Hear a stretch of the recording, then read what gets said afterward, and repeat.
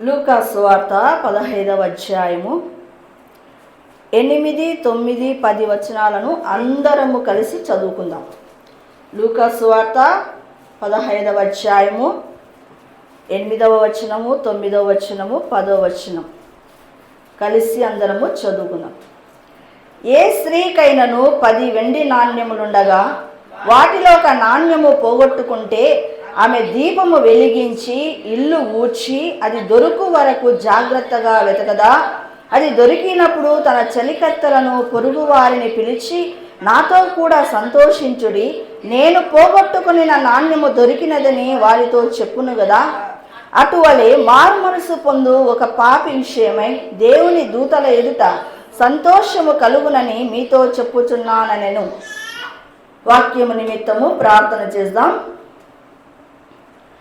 స్తోత్రం నాయన, పరిశుద్ధుడా, మహోన్నతుడా, మహిమగల రాజా, నీకు వందనాలు తండ్రి. ఈ దినము నాయన లూకా సువార్త 15వ అధ్యాయం 8 నుంచి 10 వచనాలను మేము చదివి ఉన్నాం. అందులో నుంచి నాయన నాణ్యము నాయన పోగొట్టుకున్నటువంటి స్త్రీ గురించి మేము నాయన దేవా తండ్రి, నీవు మాతో మాట్లాడే విషయాలను వినుటకు నాయన మా మనస్సును వేగిరపరచుకున్నటకు నీ కృపను దయచేయండి తండ్రి. నన్ను కూడా జ్ఞాపకము చేసుకునండి, నూతనమైన అభిషేకముతో నింపండి. శక్తిగల నీ మాటలు నాయన నా నోట ఉంచి పలికించండి దేవా. నీకు వేరుగా నేనేది మాట్లాడక కంప్లీట్గా నా తండ్రి నన్ను నీ స్వాధీనమందు ఉంచుకొనుమని యేసు నామంలో అడిగి వేడుకొనుచున్నాను తండ్రి, ఆమేన్. లూకా సువార్త 15వ అధ్యాయము అనగానే అక్కడ మనకు 3 ఉపమానములు కనపడతాయి కదా. తప్పిపోయినటువంటి గొర్రె, తర్వాత పోగొట్టుకొనినటువంటి నాణ్యము, ఇంకోటి తప్పిపోయిన కుమారుడు. సరే, ఈ మూడిటిలో మనము పోగొట్టుకున్న నాణ్యము గురించి ఈరోజు తెలుసుకుందాం. ఇక చూడండి, ఏ స్త్రీకైనను 10 వెండి నాణ్యములు ఉండగా, ఏ స్త్రీకైనను 10 వెండి నాణ్యములు ఉన్నాయి అంటే ఆ ఒక స్త్రీ ఉంది, ఆ స్త్రీకి దగ్గర ఎన్ని నాణ్యాలు ఉంటాయంట? 10 నాణ్యాలు ఉన్నాయట. ఆమె దగ్గర ఎన్ని నాణ్యాలు ఉన్నాయి? 10 నాణ్యాలు ఉన్నాయి. అయితే వాటిలో ఒక నాణ్యము పోగొట్టుకుందట. వాటిలో ఏం చేసింది? ఒక నాణ్యము పోగొట్టుకుంది. సో పోగొట్టుకుంటే ఆమె దీపము వెలిగించి ఇల్లు ఊడ్చి అది దొరుకు వరకు జాగ్రత్తగా వెతకదా. ఇక్కడ నాణ్యము పోగొట్టుకోవడం గురించి ఒక చిన్న అంటే ఒక సేవకుడు చెప్పినటువంటి మాటను చెప్తున్నాను. ఇశ్రాయేలీలు కానీ యూదులు కానీ మామూలుగా ఇప్పుడు మనము ఈ కాలంలో పురుషులకు మనము వరకట్నం ఇస్తాం కదా. అయితే ఆ పాత కాలంలో ఇశ్రాయేలీలు ఏమి ఇచ్చేవారంటే వారు ఓలి ఇచ్చేవారు. అంటే ఏమంటారు దాన్ని? కన్యాశుల్కం అంటారు. అది ఇచ్చేవారు. మరి ఆ ఇజ్రాయేలీలు ఎవరైనా ఒక అబ్బాయి పెళ్ళి కుదిరింది అనుకోండి, ఆ అబ్బాయి ఏం చేస్తాడంటే 10 వెండి నాణ్యములు కలిగినటువంటి దండ కాబోయే పెళ్లి కూతురుకు ఇస్తాడట. ఆ 10 వెండి నాణ్యముల దండ ఏంటంటే 10 ఆజ్ఞలు అని. 10 వెండి నాణ్యములు ఏంటి? 10 ఆజ్ఞలు. ఈ 10 ఆజ్ఞలు కలిగినటువంటి ఆ దండ ఆమె పెళ్లి కుమారుడు మళ్ళా పెళ్లి చేసుకోవడానికి వచ్చినప్పుడు ఆ యొక్క 10 ఆజ్ఞలు కలిగినటువంటి దండను చూపించాలి. అతనికి చూపించాలి, అతని బంధువులకు చూపించాలి. అలా చూపించినప్పుడు ఆమె జాగ్రత్తగా ఆ దండను పెట్టుకుందని చెప్పి పెళ్లి జరగడము జరుగుతుంది. అది ఇశ్రాయేలీలలో కాలంలో జరుగుతున్నటువంటి తంతు. అదే రీతిగానే స్పిరిచువల్గా ఆలోచన చేసినప్పుడు యేసు ప్రభు మనకు ఈ భూమి మీద ఏం చేశాడు? మనకు 10 ఆజ్ఞలను ఇచ్చాడు, అవునా? ఆ 10 ఆజ్ఞలను ఇచ్చి ఆయన వెళ్ళిపోయాడు. తన యొక్క ఏదైతే ఈ భూమి మీద తాను చేయాలనుకున్న కార్యాన్నంతా కూడా సమస్తమును చేసేసి తండ్రి యొద్దకు ఆయన వెళ్ళిపోయాడు. అయితే ఆయన తిరిగి రాబోతున్నాడు. ఇక్కడ స్త్రీ అంటే స్పిరిచువల్గా ఎవరు? సంఘం. అంటే సంఘానికి 10 ఆజ్ఞలను ఇచ్చాడు. ఈ 10 ఆజ్ఞలు మనము రిసీవ్ చేసుకోవాలి. 10 ఆజ్ఞలు ఏమై ఉన్నాయో మనకందరికీ తెలుసు. ఆ ఆజ్ఞలను తిరిగి యేసయ్య మనల్ని పెళ్లి చేసుకోవడానికి వచ్చినప్పుడు ఆ ఆజ్ఞలలో ఒకటి లేకపోయినా కూడా పెళ్లి చేసుకోడు.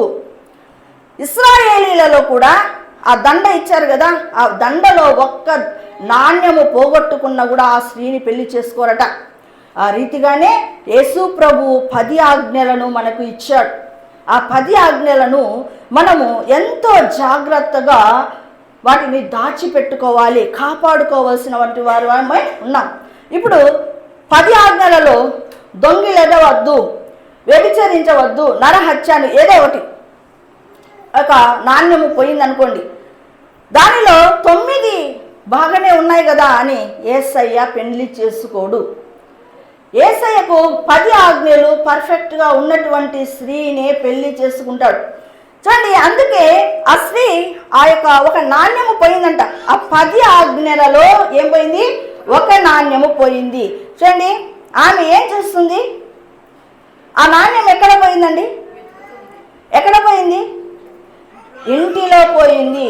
అంటే దేవుని గృహములోనే ఉంది, దేవుని గృహములో ఆజ్ఞలను పాటిస్తుంది. అయితే నాణ్యమనే ఒక ఆజ్ఞను పాటిస్తుంది. ఆ ఆజ్ఞలలో ఒక ఆజ్ఞ తప్పిపోయింది ఆమె, దేవుని ఇంట్లోనే ఉంది ఆమె.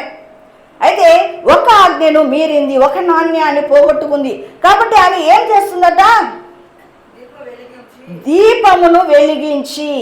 దీపము వెలిగించడం అంటే, దీపం ఎవరు? గొర్రెపిల్లనే దీపము.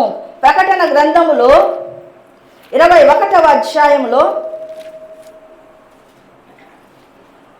23వ వచనం, ఇక్కడ 22వ వచనం కానీ చదువుతున్నా చూడండి. సర్వాధికారి అయిన దేవుడగు ప్రభువును గొర్రెపిల్లయు దానికి దేవాలయమై ఉన్నారు. ఆ పట్టణములో ప్రకాశించుటకు సూర్యుడైనను చంద్రుడైనను దానికి అక్కరలేదు. దేవుడి మహిమయే దానిలో ప్రకాశించుచున్నది. గొర్రెపిల్లయే దానికి దీపము. అంటే యేసయ్యనే అక్కడ వెలుగుగా ఉన్నాడు. ఇప్పుడు దీపము వెలిగించింది అంటే, మనము దీపమును ఎప్పుడు వెలిగిస్తాం చెప్పండి? రూము చీకటిగా ఉన్నప్పుడు మనం ఏం చేస్తాం? దీపమును వెలిగించాం. ఇది ఆల్రెడీగా ఆమెకు 10 ఆజ్ఞలు ఇవ్వబడ్డాయి, ఆమె ఒకటి తప్పిపోయింది. ఒకటి తప్పిపోవడం వలన ఆమె యొక్క జీవితంలో ఏదో కొరత ఏర్పడింది, చీకటిమయమైపోయింది. కాబట్టి అది వెతకాలంటే ఆమె ఏం చేస్తుంది? దీపాన్ని మరలా వెలిగిస్తూ ఉంది. చూడండి, ఇప్పుడు స్కూల్కి వెళ్ళాం. ఒక ఎగ్జాంపుల్గా స్కూల్కి వెళ్ళి ఒక డిఈఓ గారు స్కూల్ను దర్శించి ఆ యొక్క టీచర్ని అడుగుతున్నాడు, ఏమ్మా నీ స్టూడెంట్స్ను గురించి వివరించు అన్నాడు. అప్పుడు టీచర్ ఏమంటుందంటే, ఆ మొదటి 2 బెంచెస్లో వాళ్ళు చాలా మంచి ఇంటెలిజెన్స్ సార్ అంట. 3-4 బెంచెస్లో ఉన్న వాళ్ళు యావరేజ్ స్టూడెంట్స్ సార్. ఆ చివరి బెంచ్ వాళ్ళు డల్ స్టూడెంట్స్ సార్. వారి మీదనే నేను కాన్సన్ట్రేషన్ చేస్తున్నాను అని చెప్తుంది ఆమె. అలాగే ఒక డాక్టరు ఒక హాస్పిటల్లో తన రోగులను గురించి ఆయనకు అంతా తెలుసు. ఏ రోగి ఏ విషయంలో బాధపడుతున్నాడో, ఏ విషయంలో కష్టపడుతున్నాడు, ఏ రోగముతో బాధపడుతున్నాడో ఆ యొక్క డాక్టర్కి తెలుసు అండి. ఆ రీతిగానే ఒక టీచర్కి తన స్టూడెంట్ గురించి తెలుస్తుంది. ఎందుకు? స్టూడెంట్ నిరంతరము టీచర్ దగ్గర ఉంటాడు. డాక్టరు బాగేంత వరకు పేషెంట్ డాక్టర్ దగ్గరే ఉంటాడు. కాబట్టి వాళ్ళను గురించిన వివరణ తెలుస్తుంది. ఇప్పుడు ఈమె ఏం పోగొట్టుకుంది? నాణ్యమును పోగొట్టుకుంది. కానీ ఏంటి? మందిరానికి హ్యాపీగా వస్తుంది. మందిరంలో ప్రార్థన బాగా చేస్తుంది, బాగా ఉపవాసాలు చేస్తుంది, వాక్యమును గట్టిగా చదువుతుంది.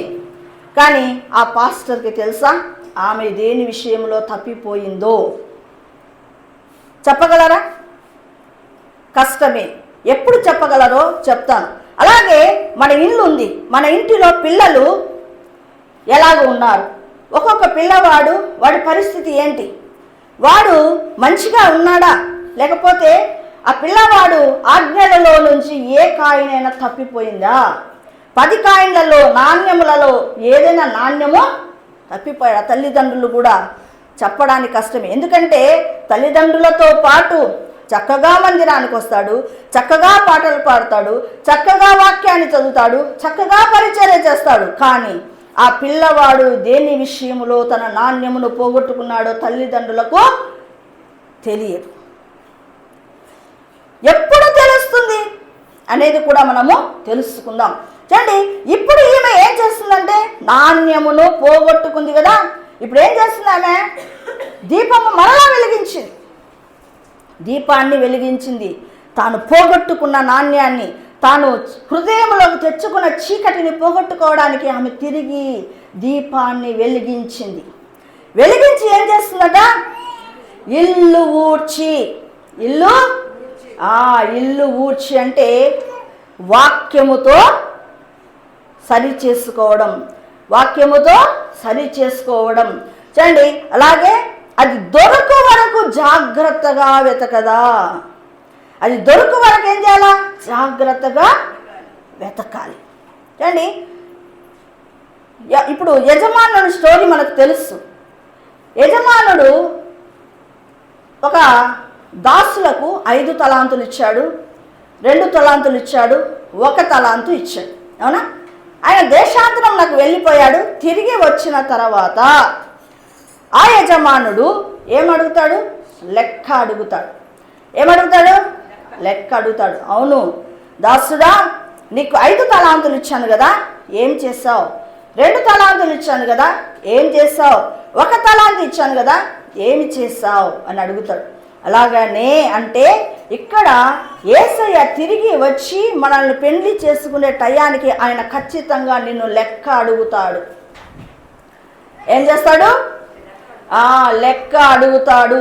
చూడండి, ఈమె నాణ్యము ఎక్కడ పోగొట్టుకుంది? ఇంటిలో పోగొట్టుకుంది. దేవుని గృహములోనే ఉంటూ వాక్యం వింటూనే తన యొక్క నాణ్యాన్ని పోగొట్టుకుంది ఆమె. పాతకాలంలో ఇండ్లు ఉంటుంది బాగానే, కానీ వస్తువులు ఎక్కడో ఒక చోట ఉండేవి కదా. నిండా ఉంటాయండి? ఉండవు. అక్కడొక వస్తువు, ఆడొక వస్తువు ఉంటుంది. ఏదైనా కానీ పోగొట్టుకున్నా కూడా ఈజీగా కనబడిపోతుండే. అలా ఊడిస్తేనే వస్తుంది. ఇప్పుడు అలా కాదు. బీరువా ఉంటుంది, సోఫా ఉంటుంది, దివాన్ కాట్ ఉంటుంది, ఫ్రిడ్జ్ ఉంటుంది. ఇంట్లో నానా రకాలైనటువంటి వస్తువులు, అసలు కేవలం ఒక నడవడానికి తప్ప అన్ని వస్తువులతో నింపబడి ఉంటాయి.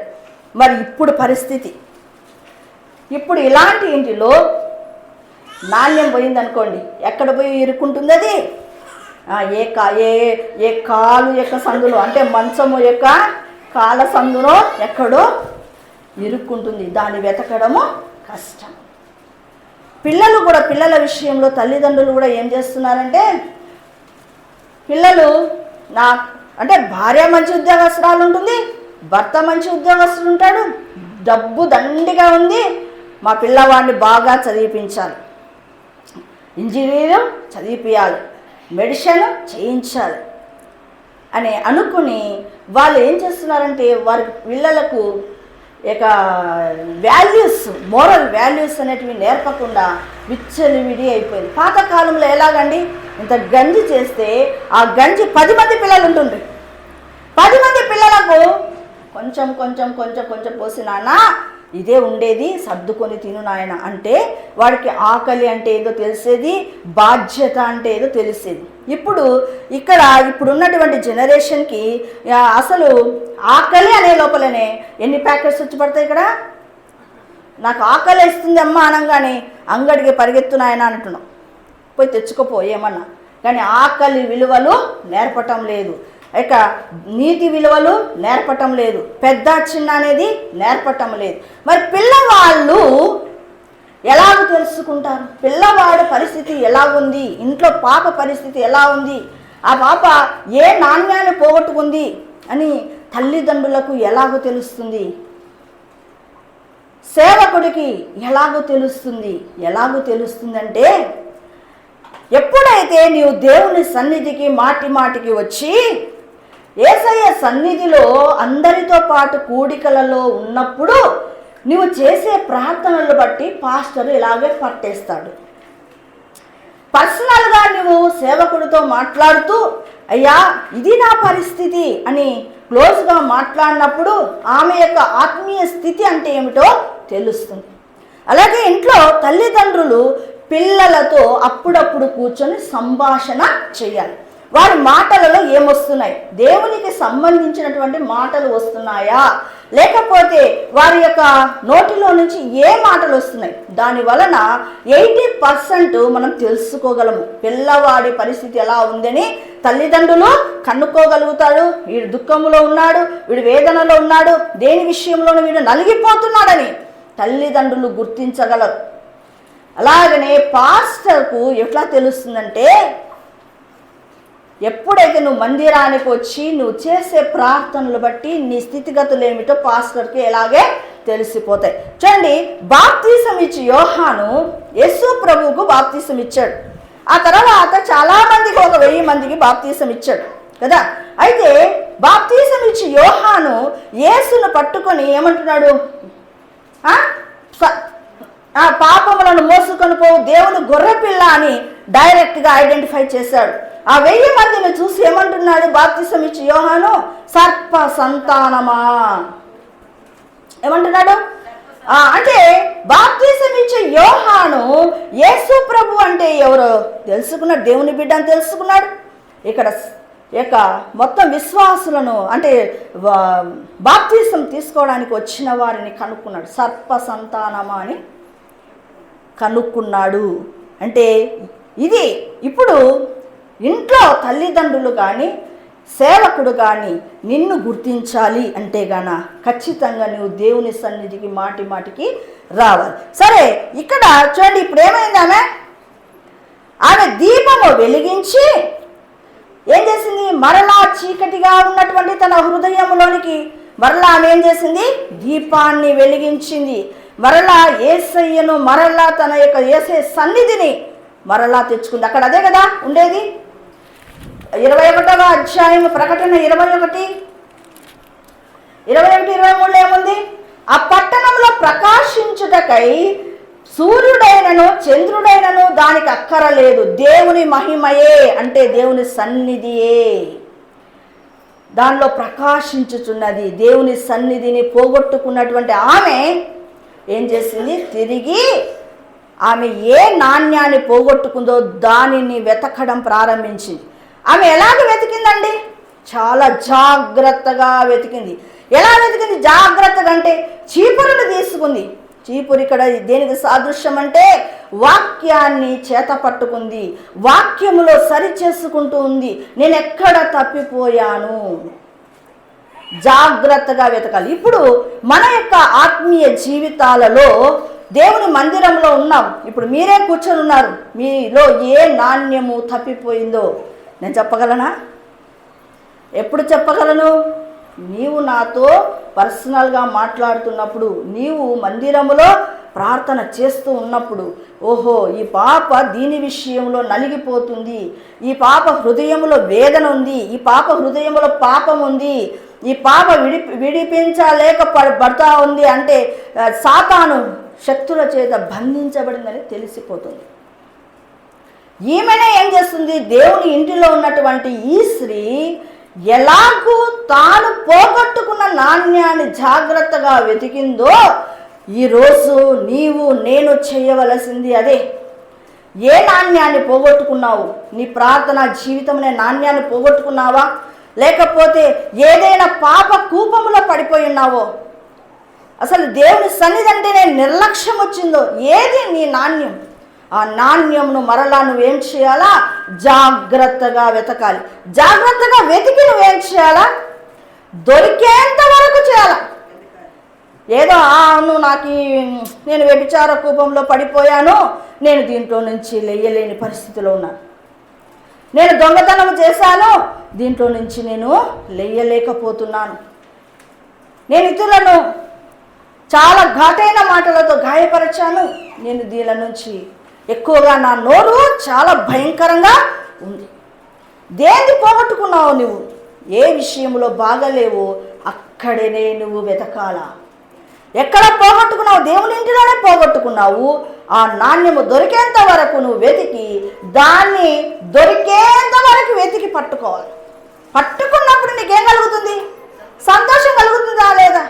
దేవుని సన్నిధి మరలా మన దగ్గరకు వచ్చినప్పుడు, దేవుడు మన ప్రార్థనను ఆలకిస్తున్నప్పుడు, దేవుడు మన ప్రార్థనలు జవాబు దయచేస్తున్నప్పుడు తిరిగి ఎక్కడ లేని సంతోషము కలుగుతుంది. ఆ సంతోషము కలిగినప్పుడు ఆమె ఏం చేస్తుందంట?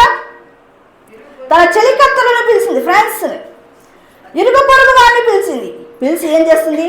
నాతో కూడా సంతోషించండి. నిజంగా చెప్పండి, ఏదైనా మన జీవితంలో ఒక సంతోషకరమైనది జరిగిందనుకోండి, ఆ ఉబలాటం ఎలా ఉంటుందంటే ఇలా కదిలిపోయి వాళ్ళకన్నా చెప్పాలి, వీళ్ళకన్నా చెప్పాలి, అంతే. ఏదైనా మన ఇంట్లో లేదా ఒక 5 తులాలు బంగారు దండ కొన్నావే అనుకో, దాన్ని చూపించేంత వరకు మన హృదయం ఉబలాటం ఎలా ఉంటుంది? సంతోషం అధికమయ్యి దీన్ని ఎవరికైనా నేను చూపించాలి, ఆ సంతోషాన్ని ఇతరులతో పంచుకోవాలి. మరి ఈ లోక సంబంధమైనటువంటి ఒక నెక్లెస్ లేకపోతే ఒక పట్టు చీరనో ఏదో ఒకటి, ఒక మంచి బ్యాగో, కాస్ట్లీ బ్యాగో నువ్వు కొన్నప్పుడు దాన్ని 10 మందికి చూపించాలని సంతోషిస్తావు కదా, అది ఈ లోక సంబంధమైంది. అయితే పర సంబంధమైంది యేసు ప్రభు రాబోతున్నాడు. ఆ యేసు ప్రభు వచ్చే టయానికంతా మన నాణ్యములన్నీ మన దగ్గర ఉండాలి. అప్పుడే ఆయన మనను పెళ్లి చేసుకుంటాడు. నువ్వు మందిరంలో ఉండు, మరి దేవుని సన్నిధిలో పరిచర్య చెయ్యి, వీటన్నిటి వలన లాభము లేదు. దేవుడు కోరుకున్నటువంటి ఆ నాణ్యములు మన దగ్గర ఉండాలి. ఆయన ఏవైతే ఆజ్ఞలు ఇచ్చాడో ఆ ఆజ్ఞలను మనం ఎక్కడ తప్పిపోకుండా మన ఆత్మీయ జీవితంలో భద్రముగా దాచిపెట్టుకోవాలి. వ్యభిచార గృహాలను తిరుగుతూ కూడా నేను ఎట్లా అంట, పిల్లి యొక్క పాలలో పెడుతుందంట మూతి, ఎవరు నన్ను చూడలేదు అనుకుంటుందట. ఇలాంటి వాళ్ళు ఎంతోమందిని చూసాం. మరి అలాంటి వాళ్ళు ఉన్నారు, వాళ్ళు ఏమి ఎరగనట్టుగా తమ జీవితాన్ని సాగిస్తున్నారు. కానీ ఎవరు చూస్తున్నారు? యేసయ్య చూస్తూ ఉన్నాడు. కాబట్టి వాటి విషయము మనం బహు జాగ్రత్తగా ఉండవలసిన వారమై ఉన్నాం. చూడండి, అప్పుడంట అది నాణ్యము దొరికినదని వారితో చెప్పును కదా, అటువలే మారు మనస్సు పొందు ఒక పాపి విషయమై దేవుని దూతల ఎదుట సంతోషము కలుగునని మీతో చెప్పుచున్నా. నువ్వు నిజంగా నీ విషయంలో నువ్వు నిజంగా మారు మనసు పొందితే దేవుని దూతల ఎదుట యేసయ్య చెప్పుకొని ఆనందిస్తాడట. అదే కదా యోబు గురించి ఉబలాటం దేవుడే తట్టుకోలేకపోయాడు. యోబు యొక్క భక్తి, యోబు యొక్క యథార్థత, ఆయన యొక్క న్యాయ ప్రవర్తన చూసి దేవుడే ఉబలాట పడ్డాడు. ఎవరితో మాట్లాడాలి? సాతానికి ఏం చేయాలనుకున్నాడు? లేపాలనుకున్నాడు. చూసావా నా భక్తుని గురించి? చూసారా? చూడండి, దేవాది దేవుడు మన యొక్క ఆత్మీయ జీవితాలను చూసి సంతోషకరమైనది జరిగినప్పుడు ఆయన ఎంతో సంతోషిస్తాడు. అలాగనే తన దేవుని దూతల ఎదుట చెబుతాడట. అదే కదా జరిగింది యోబు జీవితంలో. దేవుని దూతలు నిలవబడి ఉన్నారు, సాతాను వచ్చాడు. అప్పుడు సాతాన్తో ఏమంటున్నాడు? నీవు నా సేవకుడైన యోబు సంగతిని ఎరుగుదువా, ఆలోచించితివా? అతడు యథార్థవంతుడు, న్యాయవంతుడై దేవుని యందు భయభక్తులు కలిగి చెడుతనంను విసర్జించాడు. ఎంత నమ్మకం కలిగిందో చూడండి. అంటే ఒక వ్యక్తి దగ్గర ఏమి నాణ్యాలు ఉండాలో అవన్నీ యోబు దగ్గర ఉన్నాయి. అందుకు దేవుడు సంతోషించాడు. దేవుని దూతల దగ్గర ఆయన సంతోషించాడు చెప్పుకొని. అందుకే సవాలు వదిలాడు. అంటే ఎంత నమ్మకము లేకపోతే నీ మీద అలాంటి నమ్మకము దేవుడి దగ్గర మనం కుదుర్చుకోవాలి. అంటే అట్లాగూ మనం సరి చేసుకోవాలి. బిడ్డ, ఈరోజు దేవుని వాక్యాన్ని వింటున్నాం. 10 నాణ్యములు దేవుడు మనకి ఇచ్చాడు. ఆ నాణ్యములలో ఏ ఒక్కటి తప్పిపోయినా దేవుడు తిరిగి వచ్చినప్పుడు నిన్ను పెళ్లి చేసుకోడు, భ్రమలో జీవించదు. ఏం చేయాలి? దాన్ని జాగ్రత్తగా వెతికి, దొరికేంత వరకు వెతికి ఏం చేయాలా? సంతోషించాలి. ఆ సంతోషములో దేవుడు కూడా పాల్పంపులు పొందుకుంటాడు. కాబట్టి ఈరోజు విత్తబడినటువంటి ఈ మాట హృదయములో భద్రపరచుకుందాం. ఎందుకంటే నీ ఆత్మీయ జీవితానికి ఇది చాలా వాల్యుబుల్ అయినటువంటి మాట. కాబట్టి ఏ నాణ్యాన్ని నువ్వు పోగొట్టుకున్నావు బిడ్డ? నిన్ను నువ్వే క్వశ్చన్ వేసుకుని ప్రార్థన చేస్తాం. స్తోత్రం నాయన, పరిశుద్ధుడా, మహోన్నతుడా, మహిమగల రాజా, నీకు వందనాలు, స్తోత్రములు చెల్లిస్తున్నాను తండ్రి. దినము నాయన పోగొట్టుకున్న నాణ్యమును గురించి నాయన నీవు మాకు తెలియజేసిన మాటలను బట్టి నీకు వందనాలు స్తోత్రములు చెల్లిస్తున్నాను ప్రభువా. అయ్యా ఇదిగో ఈ మాటలు నాయన హృదయములో భద్రపరుచుకొని మా జీవిత కాలం అంతా కూడా వాటిని నిబర వేసుకొనుటకు నీ కృపను దయచేయండి. మేము నాణ్యమును పోగొట్టుకుంటే నీవు మమ్మల్ని పెళ్లి చేసుకోవని ఈ దినము మాట్లాడావు. నీ మాటల యందు నాయన శ్రద్ధ నిలిపి మేము ఏని విషయంలో అయ్యా పోగొట్టుకుంటున్నామో అది జాగ్రత్తగా వెతకాలని ఈ దినం హెచ్చరిక ఇస్తున్నావు ప్రభువా. అలాంటి హెచ్చరికను నాయన తీసుకొని తండ్రి మేము మా జీవితం సరి చేసుకున్నట్టు నీ కృపను దయచేయమని ఈ మాటలు హృదయములో ముద్రించమని యేసు నామములో అడుగుతున్నాను తండ్రి. ఆమేన్.